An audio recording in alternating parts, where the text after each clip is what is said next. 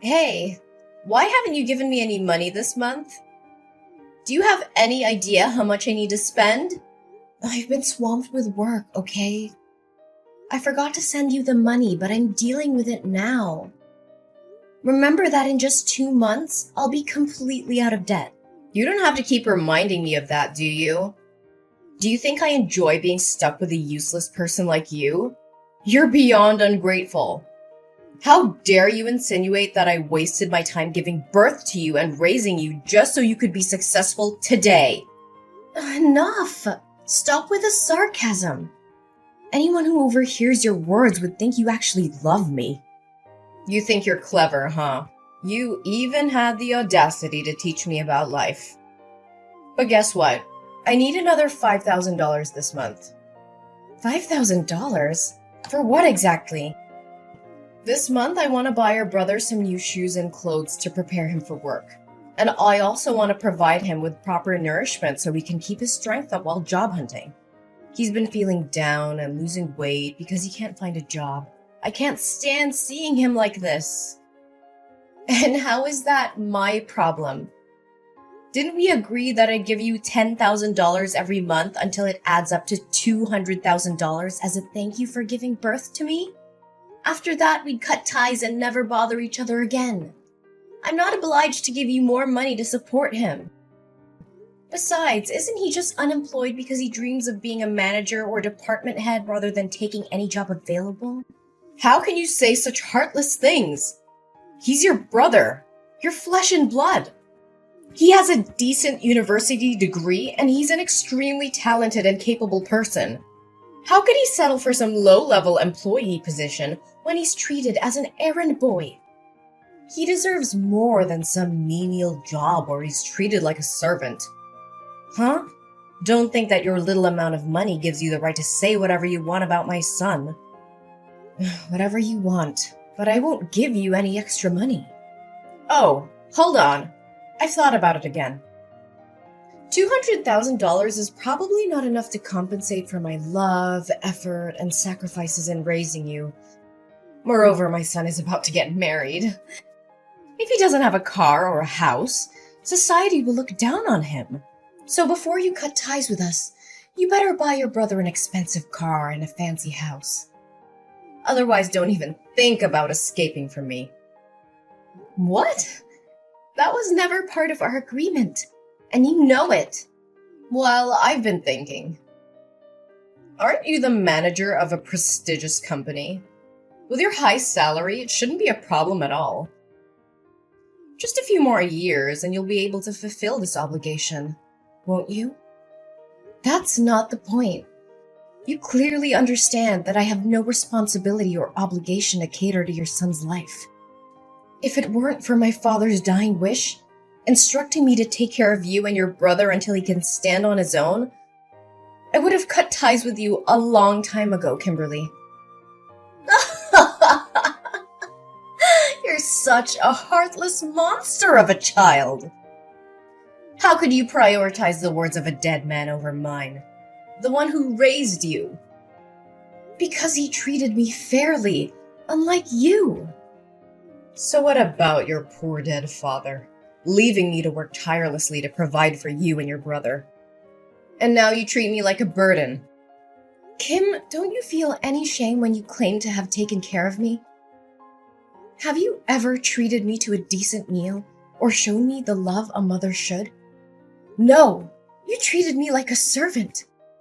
Don't forget how cruelly you treated me. Ugh, why bring up the past? I did what I did to toughen you up. To teach you how to survive in this world. It was all for your own good. Haven't you always listened to your father? Then obey his wish. Give me money, take care of us, and provide for my son and me for the rest of our lives. Dad said, until your brother comes of age. He's already 25 years old now. When will he finally grow up and take responsibility for himself? I don't care about that. You're my daughter, and you will do as I say. You will take care of my son and help him live a comfortable life. And if you can't buy him a house and a car, Why don't you use your position as the head of the department to get him a job in your company? You can't let him struggle in this cruel society, can you? Hey, are you kidding me? This is absurd. I won't use my professional position to indulge in your unrealistic demands. I don't have time to joke with you. You have such a prestigious position, yet you can't even secure a job for your own brother? You're completely useless. This is not how it works. This is a professional environment, not a favor bank. Besides, your son lacks the qualifications and work experience necessary for the position. The recruitment process is rigorous, and I can't just hand him a job. But he's exhausted from his job search. He's constantly rejected by reputable companies, forced to work in lowly positions, and treated like dirt. I won't let my beloved son suffer. But if he works at your company, you can protect him. No one would dare bully him then. Everyone starts from entry-level positions and works their way up. He needs to learn the value of hard work and perseverance. Being overprotective won't do him any good. Huh!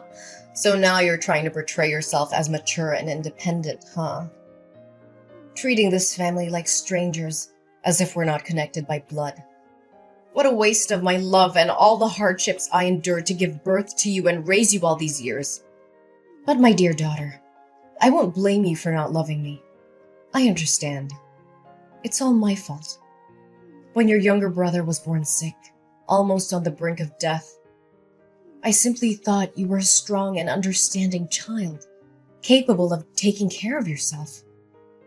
Therefore, I focused on loving and pampering your brother more. But I never imagined it would make you hate me so much. It must be all my fault. All right. Stop dwelling on that old story. Fine. This will be the last time I help him. Promise me that if you make any more demands, you will pay me the full $200,000 and disappear from my life. All right, my dear girl. But remember, make sure to get your brother a good, respectable job. My precious son is not meant to be a mere errand boy or an ordinary employee somewhere. I can't make that decision alone. I will reach out to HR and arrange an interview for him with me and my boss. If he passes the interview, he will be assigned a suitable position based on his abilities. That's the best I can do. That's acceptable. As long as you're there to protect him, no one will dare to bully him. Make sure to tell him not to reveal our sibling relationship at work. I don't want others to make assumptions. I'm sure you also don't want your son to be labeled as incompetent and useless, relying on his sister to secure him a job, right? Fine, don't worry about it. Oh, I'm thrilled to hear that my son is finally going to have a job. I need to make preparations for him.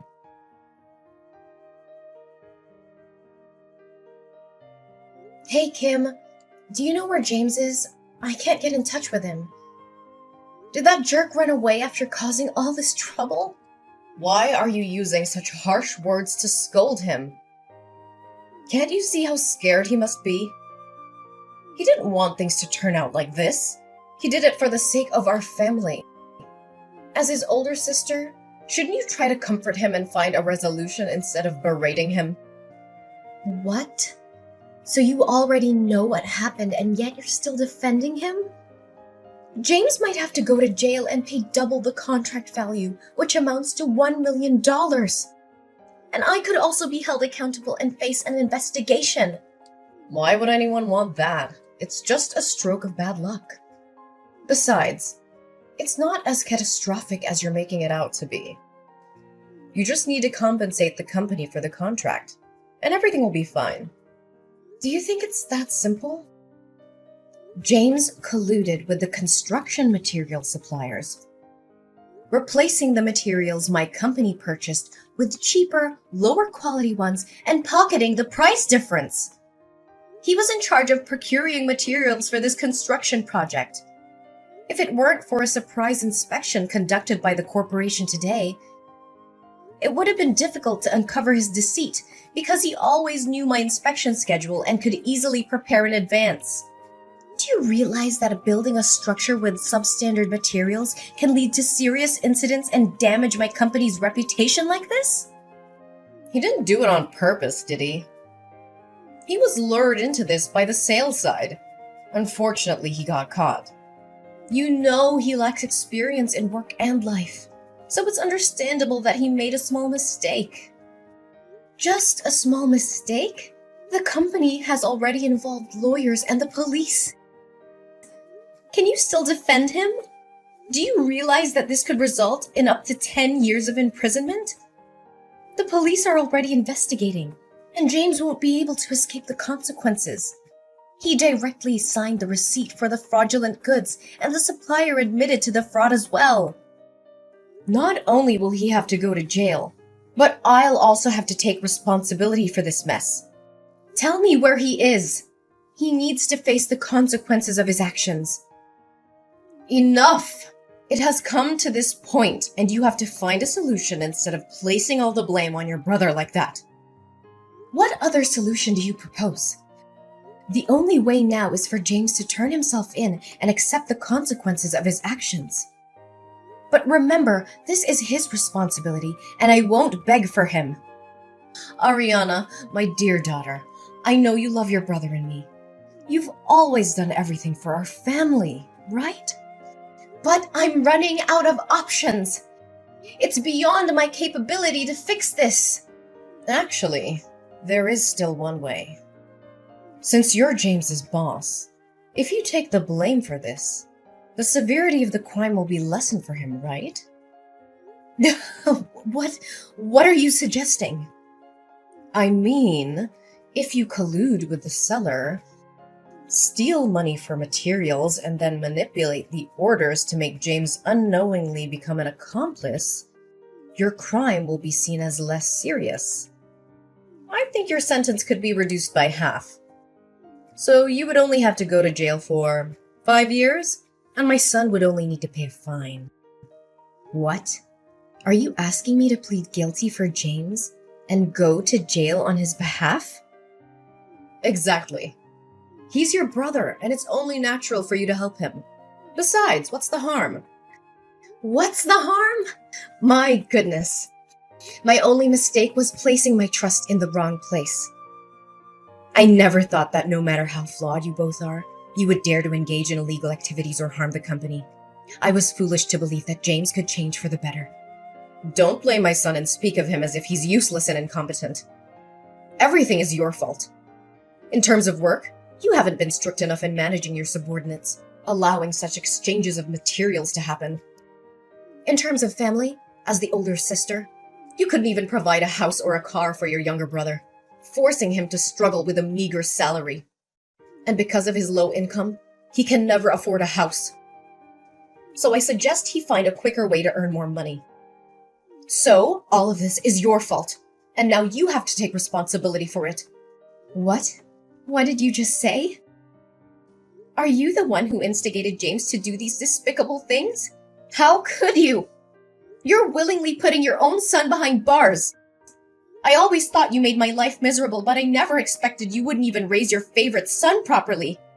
How dare you speak to me so rudely? Is this how you treat your own mother? I can't believe I put in the effort, money, and love to raise you, and now you treat me like an enemy. You claim to have worked hard to raise me? Let me remind you, it was you who forced me to drop out of college to work and earn money to support your son's education.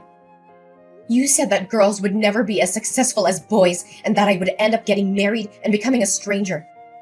So there was no need for further education.